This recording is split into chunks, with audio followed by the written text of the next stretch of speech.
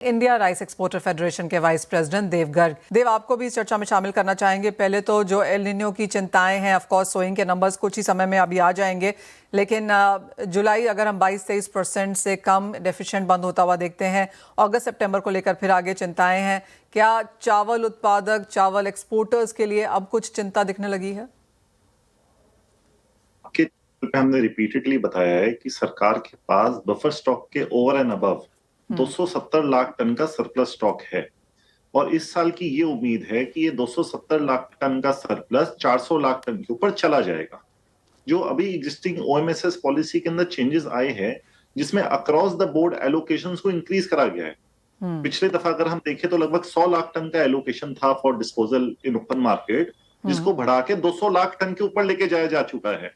ये clear indication है कि मार्केट में एल नीनो की वजह से स्टॉक कम होने की कोई आशंका नहीं है, बल्कि सरकार के पास इतना सरप्लस स्टॉक है कि उन्हें एथेनॉल इंडस्ट्री के अंदर, जैसे आपने डॉक्टर जैन ने करेक्टली बताया कि 25-26 के लिए एलोकेशन जो पहले 54 लाख टन था, उसको बढ़ा के 72 लाख टन कर दिया गया। जो sale to states and corporations थी, जो पहले 16 लाख टन था, उसको 32 लाख टन कर दिया गया। तो अक्रॉस द बोर्ड लगभग एलोकेशन को डबल कर दिया गया है।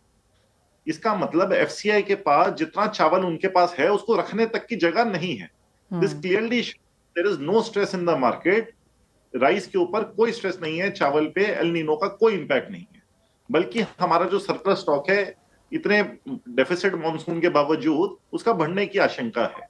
क्योंकि आईएमडी की अगर रिपोर्ट्स को आप क्लोजली देखें तो जो राइस प्रोड्यूसिंग मेजर स्टेट्स है, जैसे तेलंगाना, उड़ीसा, छत्तीसगढ़, इन जगहों पे डेफिसिट रेनफॉल एक्सपेक्टेड नहीं है। कुछ स्टेट्स है जो राइस प्रोड्यूसिंग है जहां पे डेफिसिट हो सकता है, बट अगर हम ओवरऑल कंट्री की बात करें तो हमारा प्रोडक्शन पिछले साल से इस साल ज्यादा होगा, क्योंकि हमारी इरिगेशन फैसिलिटीज और एग्री इंफ्रास्ट्रक्चर इतना डेवलप्ड है कई स्टेट्स के अंदर कि इसका हमारे प्रोडक्शन के ऊपर बहुत ही मिनिमल इंपैक्ट होगा। और जिस तरीके से राइस की कल्टीवेशन पैडी की कल्टीवेशन पूरे देश में इंक्रीज हो रही है, उसके कारण जो हमारा प्रोडक्शन 151 मिलियन टन का था पिछले साल, वो इस साल 153 मिलियन टन का होगा। इसका मानना यह है कि 20 लाख टन से एल नीनो के बावजूद 20 लाख टन हमारा पैडी का उत्पाद बढ़ेगा।